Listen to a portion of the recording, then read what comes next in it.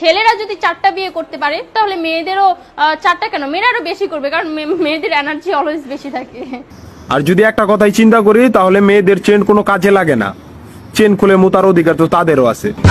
মালে আসেন, একটা চাবি দিয়া যদি 4টা তালা খোলা যায় ওটাকে বলা হয় মাস্টার কি, আর একটা তালা যদি 4টা চাবিতেই খুলে সেটাকে বলা হয় খাঙ্কি।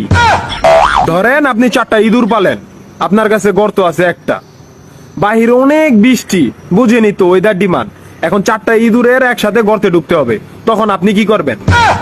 ধরলাম উপরে নিচে মিলাই আরো 2টা আছে, হ্যাঁ, তাহলে 4 নাম্বার ইঁদুরটা কই যাবো? কানের ফুটা দা না নাকের ফুটা দিয়া? হ্যাঁ, তার মধ্যে মাসের মধ্যে 7 দিন থাকে লকডাউন। আমি মানি, আমি না শুধু, সবাই মানে মেয়েদের অনেক পাওয়ার, মেয়েদের অনেক এনার্জি। তাহলে দেশের মধ্যে ঘন ঘন লোডশেডিং হয় কেন? আমার মাথায় কোনোভাবেই ঢোকে না। একটা ছেলে যদি 4টা বিয়ে করে, 4টা ঘরে যদি 10টা সন্তান থাকে, তারপরে বাপের নামে একটাই থাকবো। এখন আপনি যদি 4টা বিয়ে করেন, একটা সন্তান হয়, তাহলে বাপের নাম কি দিবেন? সলিমুদ্দিন, কলিমুদ্দিন, আনোয়ার, মনোয়ার, নাকি গড়ে মিলাইয়া জানোয়ার? আপনি কি নারী না ঢাকা শহরের লোকাল গাড়ি?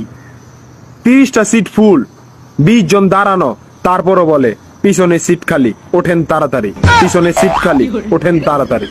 শুধু এই সমস্ত মেয়েদের কারণে পুরা নারী জাতির সম্মানহানি হয়।